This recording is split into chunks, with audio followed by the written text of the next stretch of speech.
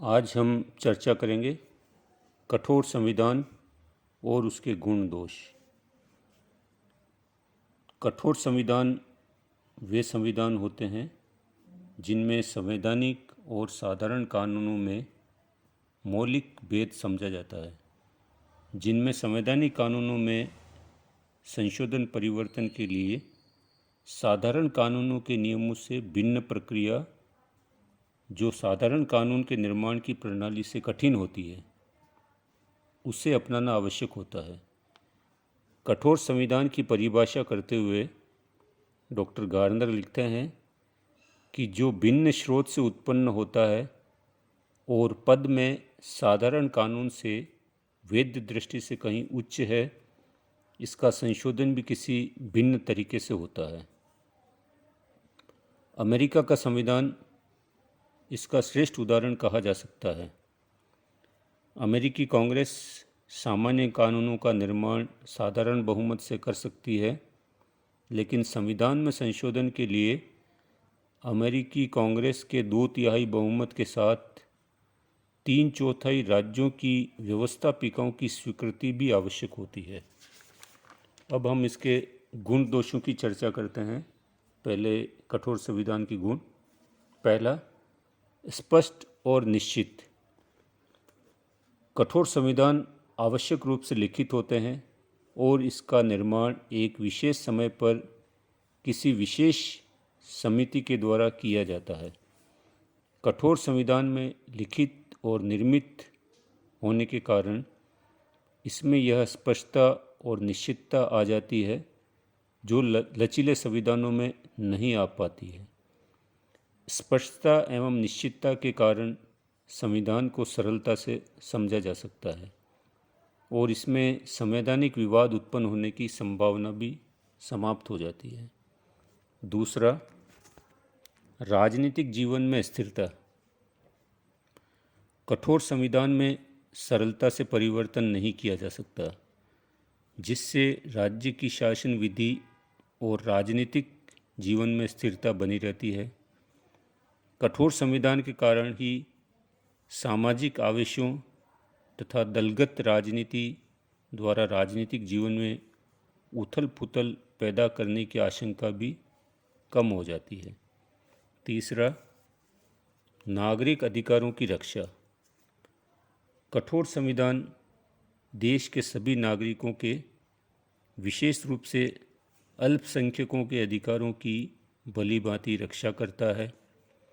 नागरिक अधिकारों के संबंध में संदेह या विवाद उत्पन्न होने पर संविधान और न्यायालय का आश्रय लिया जाता है और इस प्रकार के संविधान में नागरिक अधिकारों की रक्षा के लिए विशेष प्रकार की व्यवस्था की जाती है। चौथा, संविधान के सम्मान में वृद्धि। ये संविधान स्पष्ट और स्थायी होने और देश के सर्वाधिक बुद्धिमान और अनुभवी राजनीतिज्ञों द्वारा निर्मित होने के कारण कठोर संविधानों के प्रति नागरिकों में पवित्रता और सम्मान का वह भाव पाया जाता है जो लचीले संविधानों में दिखाई नहीं देता है। पांचवा, संघात्मक राज्यों के लिए आवश्यक। वर्तमान समय की प्रवृत्ति छोटे छोटे एकात्मक राज्यों के स्थान पर विशाल संघात्मक राज्यों के निर्माण की ओर है।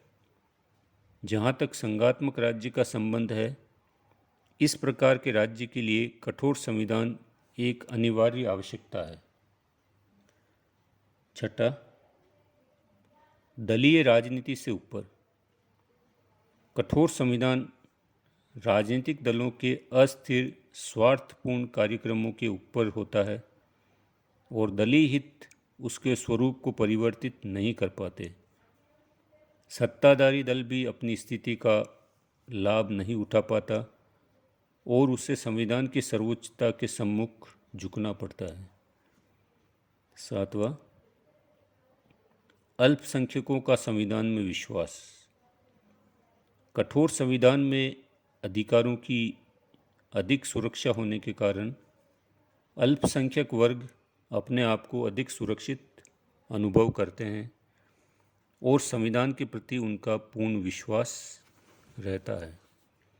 8वां, शासन की शक्तियों को सीमित रखना। कठोर संविधान शासन के विभिन्न अंगों की शक्तियों को उनकी सीमाओं में बनाए रखता है। इसके परिणाम स्वरूप सरकार का कोई भी अंग स्वेच्छाचारी नहीं हो पाता है और लोकतंत्र की वास्तविक रूप में रक्षा होती है। अब हम इसके दोष की चर्चा करते हैं। तो जिस तरह से इस संविधान के अपने कुछ गुण हैं, तो इसमें दोष भी विद्यमान है। पहला, विकास में बाधक। किसी भी राज्य का जीवन सदैव एक जैसा नहीं रहता है और उसमें सदैव परिवर्तन होता रहता है। अतः किसी राज्य के संविधान के लिए यह आवश्यक है कि वह परिवर्तित जीवन के अनुकूल परिवर्तनशील हो, लेकिन कठोर संविधान परिवर्तित परिस्थितियों के अनुसार आसानी से बदला नहीं जा सकता है, अतः वह विकास में बाधक बन जाता है। दूसरा, क्रांति का कारण। कठोर संविधान की दुष्परिवर्तनशीलता अनेक बार क्रांति या विद्रोह के कारण भी बन जाती है।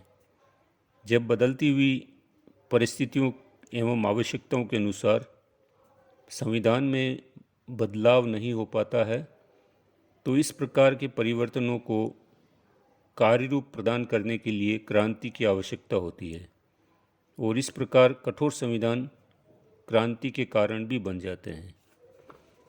तीसरा, जनता की इच्छाओं के प्रतिबिंब नहीं।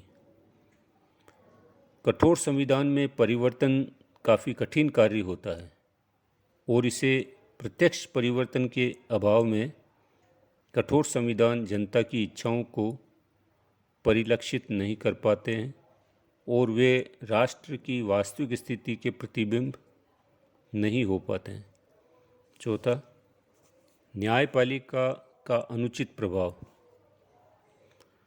कठोर संविधान के अंतर्गत न्यायपालिका संविधान की अधिकारी, व्याख्याता और संरक्षक के रूप में कार्य करती है और अपनी इस शक्ति के आधार पर न्यायपालिका व्यवस्थापिका द्वारा निर्मित कानूनों को अवैधानिक घोषित कर सकती है।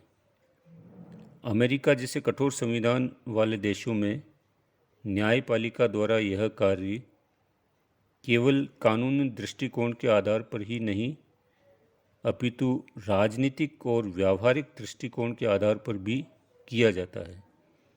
इस प्रकार न्यायपालिका जनता की प्रतिनिधि व्यवस्थापिका का स्थान ग्रहण कर लेती है, जिसे उचित नहीं कहा जा सकता है।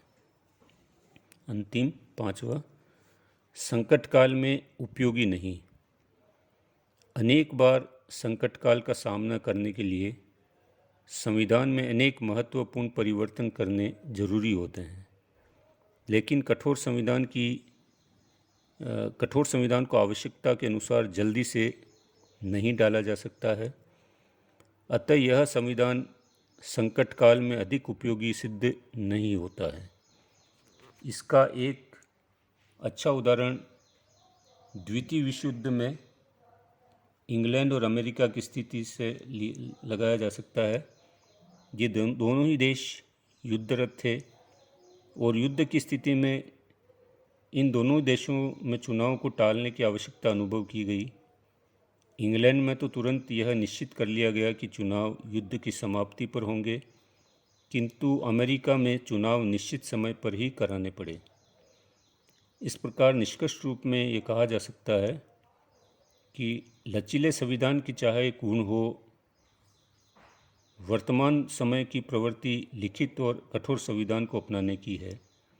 वर्तमान समय में ब्रिटिश संविधान अलिखित और लचीले संविधान का एकमात्र उदाहरण शेष रह गया है।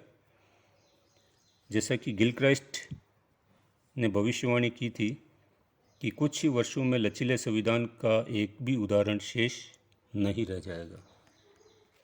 धन्यवाद।